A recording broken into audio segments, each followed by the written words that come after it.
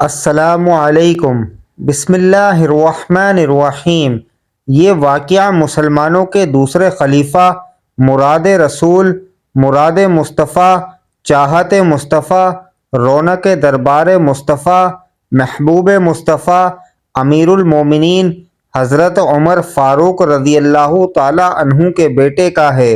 یہ واقعہ امیر المومنین حضرت عمر بن خطاب رضی اللہ تعالیٰ عنہ کے بیٹے ابو شحمہ کی طرح منسوب کیا جاتا ہے۔ ابو شحمہ امیر المومنین حضرت عمر بن خطاب رضی اللہ تعالیٰ عنہ کی باندی لیہ کے بطن سے تھے۔ ان کو عبد الرحمن بالأوسط بھی کہا جاتا ہے۔ مذکورہ واقعہ شیخ ابو عبداللہ حسین بن ابراہیم الحمدانی الحجور قانی نے اپنی کتاب الباطل و مناکیر و مشاہیر میں حضرت سعید بن مسروق اور حضرت مجاہد بن خطاب کی سند سے ذکر کیا ہے۔ حضرت سعید بن مسروق کی روایت کے الفاظ یہ ہیں۔ حضرت سعید بن مسروق فرماتے ہیں کہ ایک دفعہ امیر المومنین حضرت عمر بن خطاب رضی اللہ تعالی عنہ کے خاندان کے پاس یا ان کے گھر میں ایک عورت آئی جس کے ہاتھ میں ایک بچہ تھا۔ عورت نے آ کر شور ڈالنا شروع کر دیا، اونچی اونچی آواز میں بولنے لگ گئی، پورا گھر سر پر اٹھا لیا اور آوازیں لگانے لگی، میں لٹ گئی، میں برباد ہو گئی، میری عزت پامال ہو گئی، کیا میرا کوئی انصاف کرنے والا نہیں ہے؟ کیا میرے ساتھ ایسا ہی ہوتا رہے گا؟ ایسی عجیب و غریب آواز لگانے لگے۔ قریب ہی انصاف کے بے تاج بادشاہ حضرت سیدنا عمر بن خطاب رضی اللہ تعالی عنہ کھڑے تھے۔ آپ رضی اللہ تعالی عنہ نے پوچھا، کیا ہوا؟ کیوں بلک بلک رہی ہے؟ اور تیرے ہاتھ میں یہ جو بچہ ہے یہ کس کا بچہ ہے؟ تو اس عورت نے جواب دیا کہ یہ بچہ آپ کا بیٹا ہے، کیونکہ میرے ساتھ ابو شحمہ نے ہم بستری کی تھی اور وہ آپ کے بیٹے ہیں۔ حضرت عمر بن خطاب رضی اللہ تعالی عنہ نے جب یہ سنا تو تڑپ اٹھے، آنکھوں میں خون اتر آیا اور فرمانے لگے، میری اولاد ہو اور ایسا کام کرے۔ حضرت سیدنا عمر بن خطاب رضی اللہ تعالی عنہ جلال اور غصے میں آ گئے اور عورت کے قریب ہوئے، فرمانے لگے، کیا تو جھوٹ تو نہیں بول رہی؟ کیا سچ میں یہ جو بچہ تیرے ہاتھ میں ہے یہ واقعتاً ہی میرا پوتا ہے، یعنی میرے بیٹے کا بیٹا ہے؟ عورت نے کہا، بالکل میں جھوٹ نہیں بول رہی۔ حضرت عمر بن خطاب رضی اللہ تعالی عنہ مزید غصے میں آ گئے تو امیر المومنین حضرت عمر بن خطاب رضی اللہ تعالی عنہ نے ابو شحمہ کو پیغام بھیجا اور اپنے بیٹے کو بلوا لیا اور اپنے بیٹے سے حضرت عمر رضی اللہ تعالی عنہ پوچھنے لگے، بتا کیا تو نے اس عورت کے ساتھ یہ کام کیا ہے؟ تو آپ کا بیٹا کہنے لگا، بابا جی ہاں میں نے کیا ہے۔ تو انہوں نے خاتون کے دعوے کا اقرار کر لیا۔ چنانچہ حضرت عمر بن خطاب رضی اللہ تعالی عنہ نے امیر المومنین حضرت علی رضی اللہ تعالی عنہ سے کہا کہ ابو شحمہ کو کوڑے مارو۔ حضرت سعید بن مسروق فرماتے ہیں کہ امیر المومنین حضرت عمر بن خطاب رضی اللہ تعالی عنہ اور امیر المومنین حضرت علی رضی اللہ تعالی عنہما نے ابو شحمہ کو 50 کوڑے مارے۔ اس کے بعد ابو شحمہ کو حضرت عمر رضی اللہ تعالی عنہ نے کوڑے مارے۔ اس کے بعد ابو شحمہ کو حضرت عمر بن خطاب رضی اللہ تعالی عنہ کے پاس لایا گیا تو انہوں نے کہا، اے ابا جان، آپ نے مجھے مار ڈالا۔ حضرت عمر بن خطاب رضی اللہ تعالی عنہ نے جواب دیا کہ جب تم اپنے پروردگار کو ملنا تو بتا دینا کہ تمہارا باپ حدود کو قائم کرتا ہے۔ مسلمانوں، یہ تھے ہمارے حکمران جنہوں نے اسلام کی دھجیاں نہیں اڑائیں بلکہ اس اسلام کے اوپر پورا عمل کیا ہے۔ اس طریقے سے عمل کیا ہے جو طریقہ اللہ رب العالمین نے عطا فرمایا تھا، اور وہ طریقہ جو رسول اللہ صلی اللہ علیہ وآلہ وسلم نے بتایا تھا۔ اس طریقے سے مسلمانوں کے خلاف فیصلے کرتے تھے۔ یہ تو انسانوں کے ساتھ سلوک تھا۔ آئیے آپ کو بتاتے ہیں کہ جانوروں کے ساتھ آپ رضی اللہ تعالی عنہ کا کیا رویہ تھا، کیسا رویہ تھا۔ امیر المومنین حضرت عمر بن خطاب رضی اللہ تعالی عنہ نے کبھی کوئی خواہش نہیں کی۔ ایک دن مچھلی کھانے کو دل چاہا تو اپنے غلام یرکا سے اظہار فرمایا۔ یرکا آپ کا بڑا وفادار غلام تھا۔ ایک دن آپ نے فرمایا، یرکا آج مچھلی کھانے کو دل کرتا ہے، لیکن مسئلہ یہ ہے 8 میل دور جانا پڑے گا دریا کے پاس مچھلی لینے، اور 8 میل واپس آنا پڑے گا مچھلی لے کے۔ پھر آپ نے فرمایا رہنے دو، کھاتے ہی نہیں۔ ایک چھوٹی سی خواہش کے لیے اپنے آپ کو اتنی مشقت میں ڈالنا اچھا نہیں لگتا کہ اونٹ پر جانا اور 8 میل واپس آنا صرف میری مچھلی کے لیے۔ چھوڑو یرکا، اگر قریب سے ملتی تو اور بات تھی۔ غلام کہتا ہے، میں کئی سالوں سے آپ کا خادم تھا، لیکن کبھی آپ نے کوئی خواہش کی ہی نہیں تھی، پر آج جب خواہش کی ہے تو میں نے دل میں خیال کیا کہ امیر المومنین حضرت عمر فاروق نے پہلی مرتبہ خواہش کی ہے اور میں پوری نہ کروں، ایسا کیسے ہو سکتا ہے؟ غلام کہتے ہیں، امیر المومنین حضرت عمر بن خطاب رضی اللہ تعالی عنہ ظہر کی نماز پڑھنے گئے تو مجھے معلوم تھا۔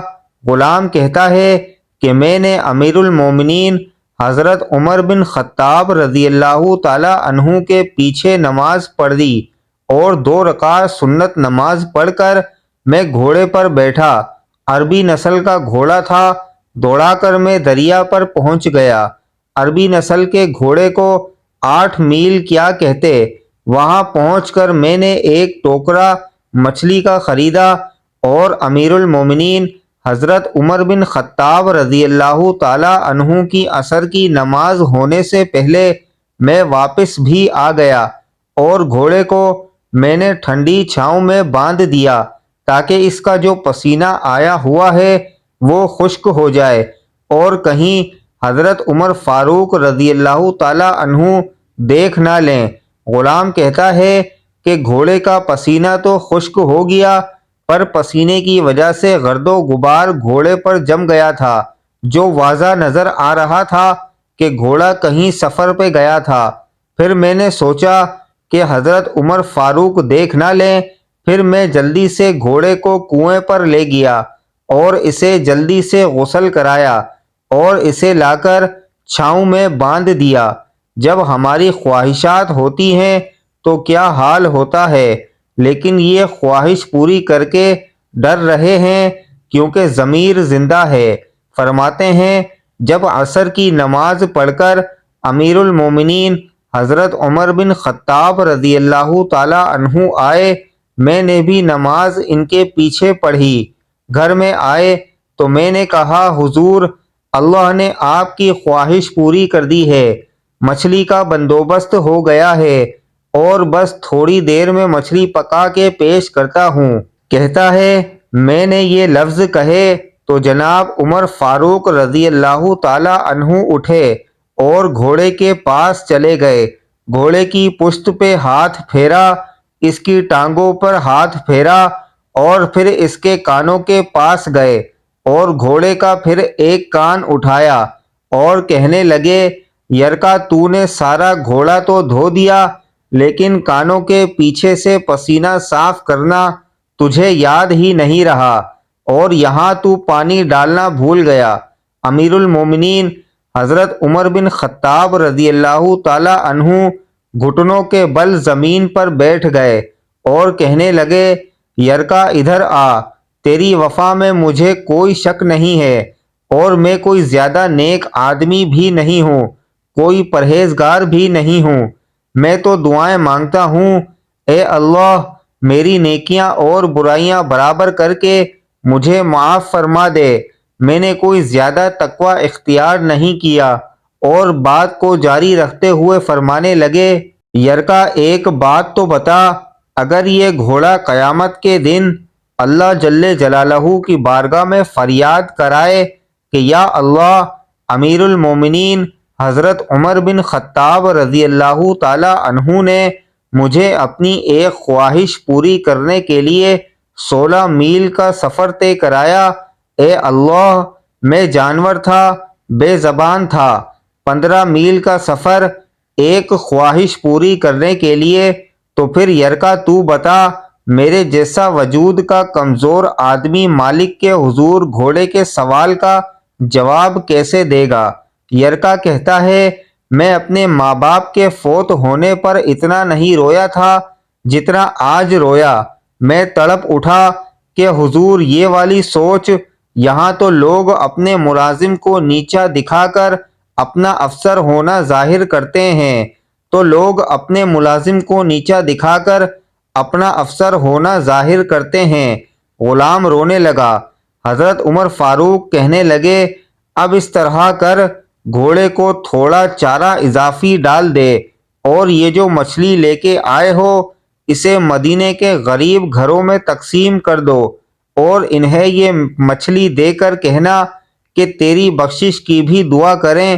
حضرت عمر رضی اللہ تعالی عنہ اسلام کی نہایت بزرگ ترین ہستی ہیں، اور کیوں نہ ہو، خود خلاصہ کائنات محبوب کبریاء احمد مجتبی محمد مصطفیٰ صلی اللہ علیہ وآلہ وسلم نے بارگاہ الہی سے جھولی پھیلا کر آپ رضی اللہ تعالی عنہ کو مانگا تھا۔ آپ علیہ الصلوۃ والسلام نے اللہ تعالیٰ کے حضور دعا فرمائی تھی، اے اللہ، ان دونوں ابو جہل یا عمر بن خطاب میں سے جو تجھے زیادہ محبوب ہو، اس کے ذریعے اسلام کو عزت عطا فرما۔ اور یہ دعا حضرت عمر رضی اللہ تعالی عنہ کے حق میں قبول ہوئی۔ حضرت عمر بن خطاب رضی اللہ تعالی عنہ کی ذات وہ ذات ہے جن کے اسلام میں داخل ہونے پر فرشتوں نے بھی خوشیاں منائیں۔ حضرت جبرائیل علیہ السلام آسمان سے نازل ہوئے اور حضور نبی کریم صلی اللہ علیہ وآلہ وسلم کی خدمت میں عرض کیا، اس وقت آسمان والے بھی عمر کے اسلام قبول کرنے پر خوش ہو رہے ہیں۔ نیز حضرت عمر بن خطاب رضی اللہ تعالی عنہ کی فضیلت بیان کرتے ہوئے خاتم الانبیاء حضرت محمد صلی اللہ علیہ وسلم نے ارشاد فرمایا، اگر میرے بعد کوئی نبی ہوتا تو وہ عمر بن خطاب ہوتے۔ سابقہ امتوں میں کچھ محدث ہوتے تھے، وہ نبی تو نہیں ہوتے تھے، لیکن انہیں اللہ تعالیٰ کی طرف سے صحیح باتوں کا الہام ہوتا تھا۔ نبی کریم صلی اللہ علیہ وسلم نے ارشاد فرمایا، اگر میری امت میں کوئی ایسا شخص ہو سکتا ہے تو وہ عمر بن خطاب ہیں۔ اسی کا ثمرہ تھا کہ اگر کسی مسئلے میں مسلمانوں کا اختلاف ہوتا اور حضرت عمر کی رائے دوسرے صحابہ کرام سے مختلف ہوتی تو وہ وحی نازل ہوتی تھی جس سے حضرت عمر رضی اللہ تعالی عنہ کی تائید ہوتی، یعنی اللہ سبحانہ و تعالی نے حضرت عمر بن خطاب رضی اللہ تعالی عنہ کے زبان و دل پر حق کو جاری فرما دیا تھا۔ یہی نہیں بلکہ قرآن مجید میں بعض مقامات ایسے ہیں کہ جو کلمات حضرت عمر بن خطاب رضی اللہ تعالی عنہ نے فرش پر کہے، وہی الفاظ عرش سے خدا کا قرآن بن کر نازل ہوئے۔ جیسے سورہ بقرہ کی وہ آیت جس میں مقام ابراہیم پر نماز کا حکم ہے، دوسری آیت حجاب جو سورہ احزاب میں ہے، اور تیسری سورہ طلاق کی وہ آیت جس میں فرمایا گیا ہے کہ نبی کریم صلی اللہ علیہ وآلہ وسلم اگر اپنی موجودہ ازواج کو طلاق دے دیں تو اللہ تعالیٰ ان سے بہتر بیویاں آپ علیہ الصلوۃ والسلام کو عطا فرما سکتا ہے۔ حضرت عمر بن خطاب رضی اللہ تعالی عنہ کو اللہ تعالیٰ نے ایسا رعب عطا فرمایا تھا کہ ان سے فساق و فجار تو کجا، شیطان بھی خوف کھاتا تھا۔ ایک مرتبہ آپ علیہ الصلوۃ والسلام نے ارشاد فرمایا، اس ذات کی قسم جس کے قبضے میں میری جان ہے، اے عمر، شیطان تمہیں جس راستے پر چلتا ہوا دیکھتا ہے وہ اپنا راستہ بدل دیتا ہے۔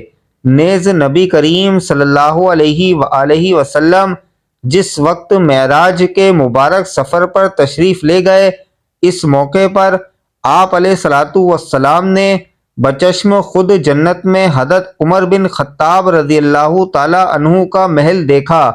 آپ علیہ الصلاۃ والسلام نے ارشاد فرمایا، میں نے جنت میں محل دیکھا ہے جس کی ایک جانب ایک عورت وضو کر رہی تھی۔ مجھے پوچھنے پر معلوم ہوا کہ یہ محل حضرت عمر بن خطاب رضی اللہ تعالی عنہ کا ہے۔ حضرت عمر بن خطاب رضی اللہ تعالی عنہ کی فضیلت کا اندازہ اس بات سے کیجئے کہ خود خلاصہ کائنات صلی اللہ علیہ وآلہ وسلم نے حضرت عمر بن خطاب رضی اللہ تعالی عنہ سے اپنے لیے دعا کی درخواست کی۔ واقعہ یہ ہے کہ ایک مرتبہ حضرت عمر بن خطاب رضی اللہ تعالی عنہ نے آپ علیہ الصلاۃ والسلام سے عمرے کی اجازت طلب کی تو آپ علیہ الصلاۃ والسلام نے انہیں اجازت دیتے ہوئے ارشاد فرمایا، بھائی ہمیں اپنی دعاؤں میں بھول نہ جانا۔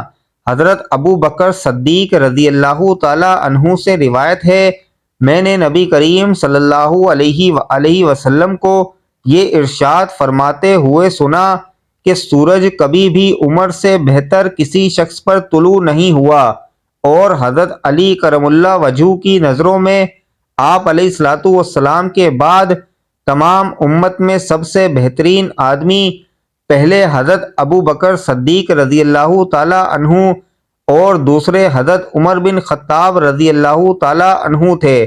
اور خواب کی تعبیر کے امام مشہور تابعی حضرت امام ابن سیرین رحمۃ اللہ علیہ فرماتے ہیں، حضرت ابو بکر صدیق رضی اللہ تعالی عنہ اور حضرت عمر فاروق رضی اللہ تعالی عنہ کی شان میں گستاخی کرنے والا کبھی حضور نبی کریم صلی اللہ علیہ وسلم سے محبت نہیں کر سکتا۔ حضرت عمر فاروق رضی اللہ تعالی عنہ نے زمین کے بڑے حصے پر حکومت کی۔ آپ رضی اللہ تعالی عنہ کی خلافت کا ایک کمال یہ بھی ہے کہ ان کے دور خلافت میں کہیں کسی فتنے نے سر نہیں اٹھایا، اس لیے کہ ان کی ذات والا صفات فتنوں کے درمیان بند دروازے کی طرح تھی۔ جب یہ دروازہ توڑ دیا گیا تو فتنے ابل پڑے۔ اگر آپ رضی اللہ تعالی عنہ کے عدل و انصاف اور ملکی انتظامات اور فتوحات پر نظر ڈالی جائے تو حیرت ہوتی ہے کہ وہ کام آپ رضی اللہ تعالی عنہ کی ذات سے ظاہر ہوئے جن کا کوئی نمونہ دنیا میں پہلے موجود نہ تھا، اور اگر آپ رضی اللہ تعالی عنہ کی دینی خدمات اور روحانی کمالات کو دیکھا جائے تو آنکھیں خیرہ ہو جاتی ہیں، اور صفحات تاریخ میں اس کی جامعیت کی کوئی تاریخ نہیں ملتی۔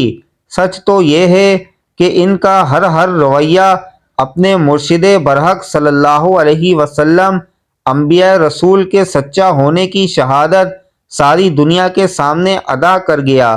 خلفائے اس مختصر مضمون میں جو کچھ پیش کیا گیا اسے صرف ایک نمونہ ہی کہا جا سکتا ہے، بلکہ یہ ایک تنبیہ ہے کہ نام نہاد مسلمان اسلام کی ایسی بزرگ ترین ہستیوں کے بارے میں جانیں اور ان کی شخصیت سے سبق حاصل کریں۔ حضرت عمر بن خطاب رضی اللہ تعالی عنہ کی شہادت کا مختصر واقعہ یہ ہے کہ مدینہ منورہ میں فیروز نامی ایک پارسی غلام رہتا تھا جس کی کنیت ابو لولو تھی۔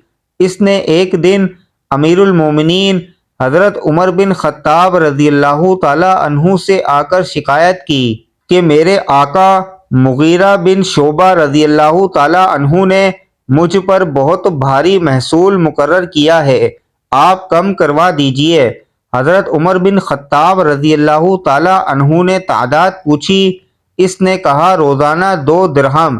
حضرت عمر بن خطاب رضی اللہ تعالی عنہ نے پوچھا کہ تو پیشہ کون سا کرتا ہے؟ بولا کہ نقاشی آہن گری۔ آپ رضی اللہ تعالی عنہ نے فرمایا ان صنعتوں کے مقابلے میں تو یہ رقم زیادہ نہیں ہے، فیروز دل میں سخت ناراض ہو کر چلا آیا۔ دوسرے دن حضرت عمر بن خطاب رضی اللہ تعالی عنہ صبح کی نماز کے لیے نکلے تو فیروز خنجر لے کر مسجد میں آیا۔ حضرت عمر بن خطاب کی طرف سے کچھ لوگ اس کام پر مقرر تھے کہ جب جماعت کھڑی ہو تو وہ صفیں درست کریں۔ جب صفیں سیدھی ہو گئیں تو حضرت عمر بن خطاب رضی اللہ تعالی عنہ تشریف لائے اور جوں ہی نماز شروع کی، فیروز نے دفعتاً گھات میں سے نکل کر مسلسل 6 وار کیے، جس میں سے ایک ناف کے نیچے پڑا۔ حضرت عمر بن خطاب رضی اللہ تعالی عنہ نے فوراً حضرت عبد الرحمن بن عوف رضی اللہ تعالی عنہ کا ہاتھ پکڑ کر انہیں اپنی جگہ کھڑا کر دیا اور خود زخم کے صدمے سے گر پڑے۔ حضرت عبد الرحمن بن عوف رضی اللہ تعالی عنہ نے اس حالت میں نماز پڑھائی کہ حضرت عمر بن خطاب رضی اللہ تعالی عنہ سامنے گھائل پڑے تھے۔ فیروز نے اور لوگوں کو بھی زخمی کیا، لیکن بالآخر پکڑ لیا گیا اور پھر خودکشی کر لی۔ حضرت عمر بن خطاب رضی اللہ تعالی عنہ کو لوگ اٹھا کر گھر لائے۔